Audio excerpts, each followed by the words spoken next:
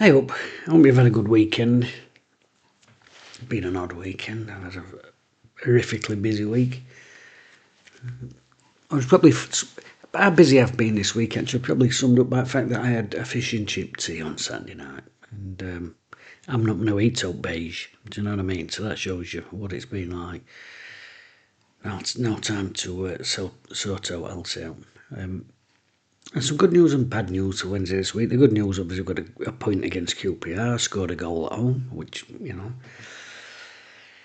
something rare for us, and I done my off a goal. And then on the other side of that is another embargo, which, it's water off a duck's back to us now, isn't it? Embargo. Other, fans of other clubs, oh God, what's this? Us, well, yeah. And it's one of our old favourites, which is failure to report to HMRC, so it's old hat to us now, isn't it? 5 embargoes now.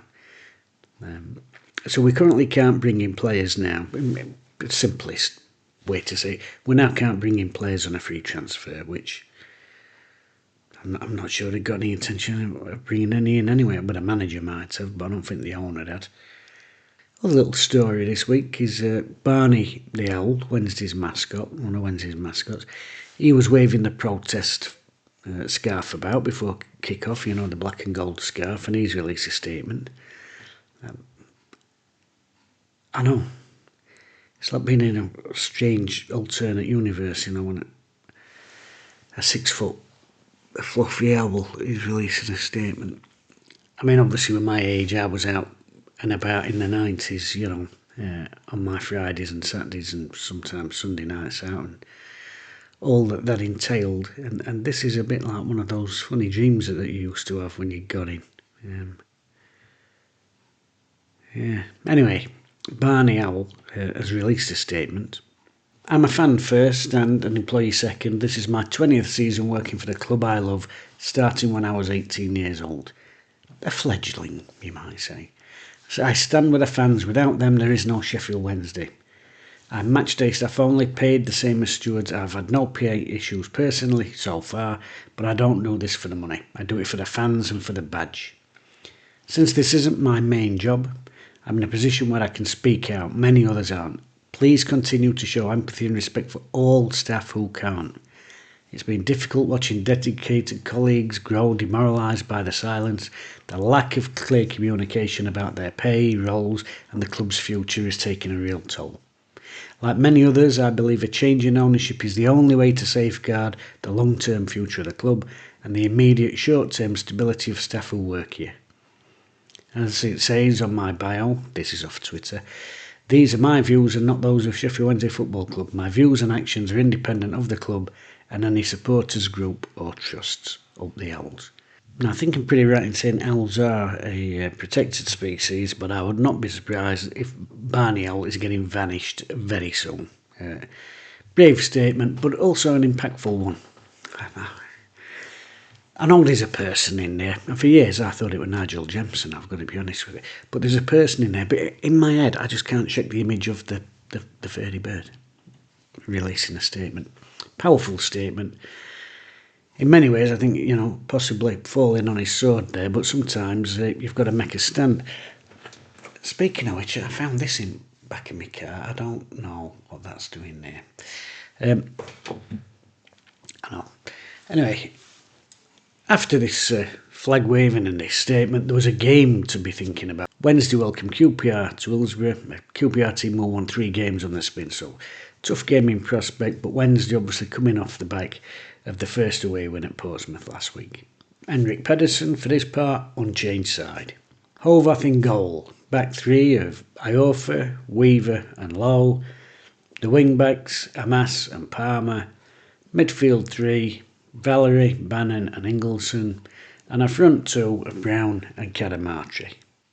Bit of a scrappy first half, I thought. First 10 minutes or so, both teams trying to work each other out, and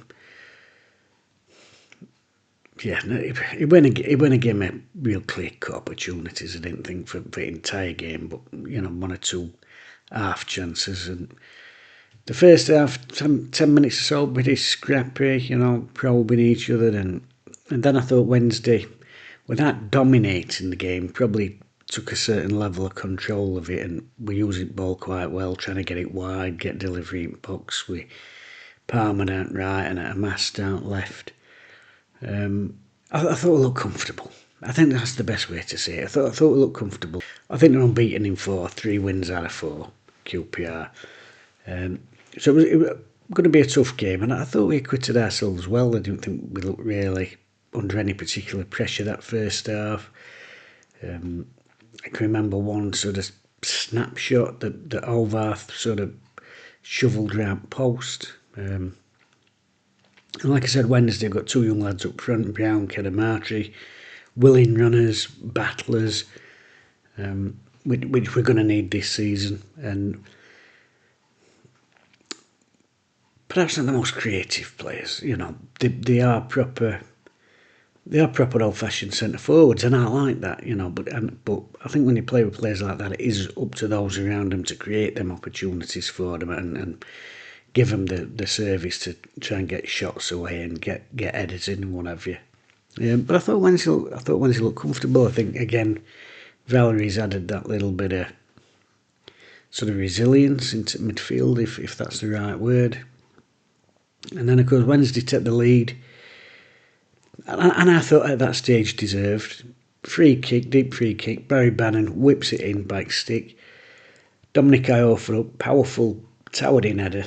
And what impressed me with that is, one of the things that frustrates me most in the world about set pieces, whether it's corners or free kicks or whatever, is when people just standing there under the ball and then they're underneath it and then they're having to generate all power with neck, or sometimes even take a step back out. But as that ball's going in, as it's in flight, he just stutters his run a bit, Dom, because I think he don't want to get underneath it, and it's nice to see a little bit of that. He just sort of stutters his run a bit, and then when he does come in, he can attack it. He can attack it. It's a great delivery by Barry Bannon, but equally a lot of credit there to Iorfa, because he's just waited that fraction and then gone, and then you can get that connection. So really good goal for Wednesday. A rarity, a goal at Hillsborough's a rarity, but a set piece goal, bit of a rarity. And like I said, they'd had a bit of a snapshot, but other than that, I didn't think we looked in any real danger. So going into break, really pleased with it. I think it would, if I'm honest, I think it was a little bit of a surprise. I know we were buoyed by last week's result at Portsmouth, but going in 1-0 up, clean sheet, happy with that. And there was that thing of, can we hold on? Because you knew they weren't going to put 2 halves together like that, because I thought they were a little bit passive in first half, QPR, and so it were. They came out second half a different team.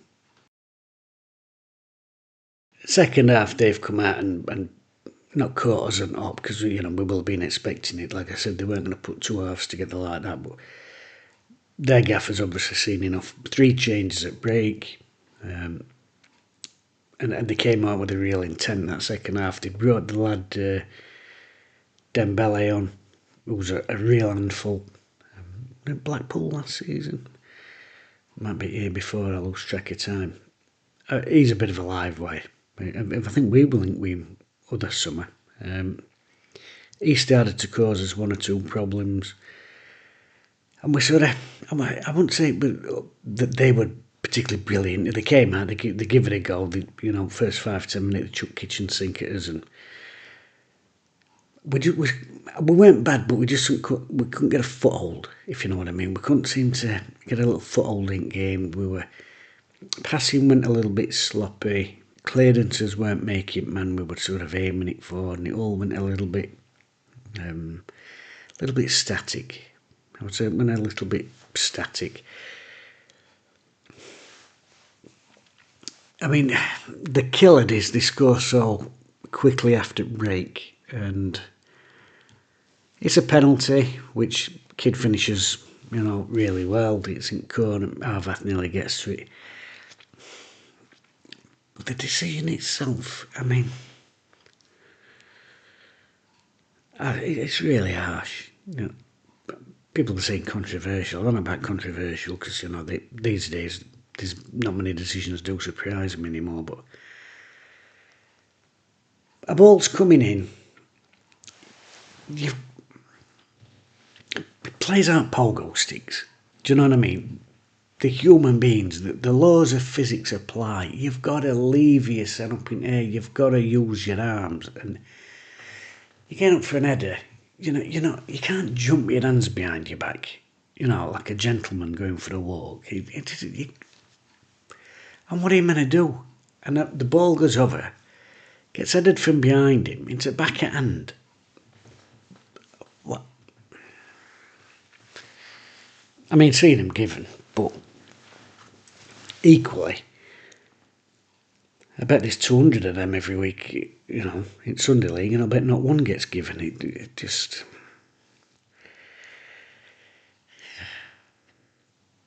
I'm really disappointed because I thought, for the second week on spin, I thought we've defended okay in large parts. I really did. We've got a young lad in centre at back three. And it's just a frustrating way to concede a goal, isn't it? You know what I mean? You can't get out of the way. I mean, you're in mid-air. What are you meant to do? You're not Spider-Man or... I forget that other superhero. The Flash. Oh, he's so fast everyone else looks in slow motion. You can't... that ball's coming on, move my hand. You can't. Really frustrating. I mean, other side to that argument is they had a couple of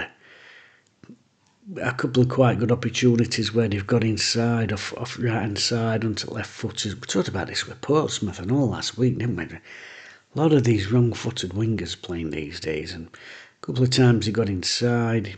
Was it Sciotto or something they call him? He flashed one. Dembele again. He'd got inside and flashed one. But just a frustrating goal. And then Wednesday, I thought we got back in the game. Henrik's freshened things up, and I thought it sort of levelled back out. All in all, over the 90 minutes, I'd say a draw was probably a fair result. QPR fans will probably think that they deserve to take 3 because at second half performance, I thought they were on top and they were slicker than us. I think they were a bit slicker than us. That's probably the way I describe it. We're a bit slicker on ball. But first half, I thought we had, lion's share of it and probably looked the more likely without creating anything clear cut. So all in all, I think a draw was a fair result. And as gutting as that goal is and the manner of it, if I'm being realistic, I would have to say it's a point gained.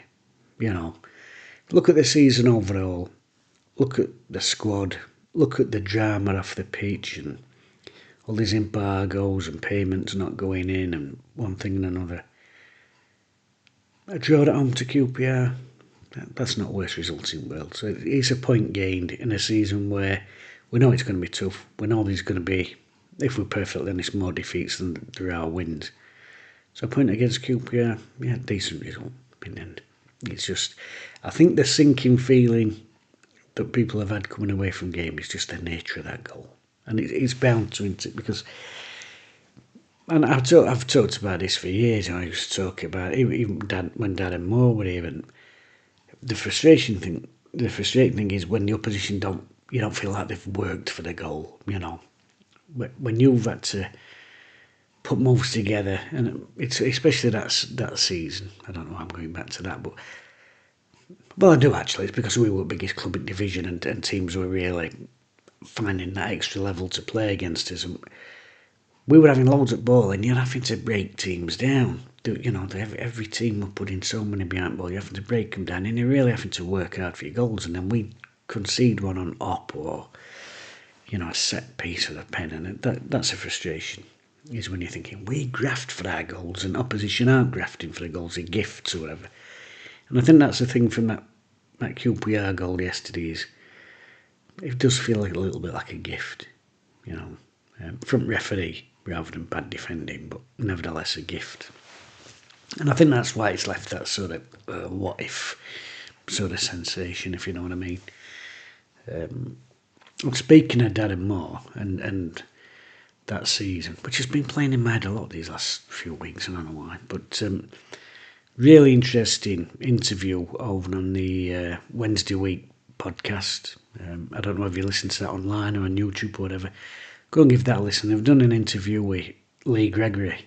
And there's some really eye-opening stuff in there, especially stuff regarding the chairman and, hampering potential moves and transfers and unbelievable stuff. Anyway, great interview over there on Wednesday week podcast. So go and give that a listen.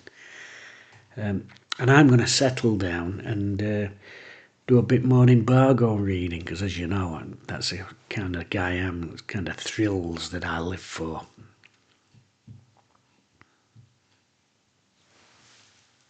I mean, I started this channel because I just wanted to chat about football, and it's all.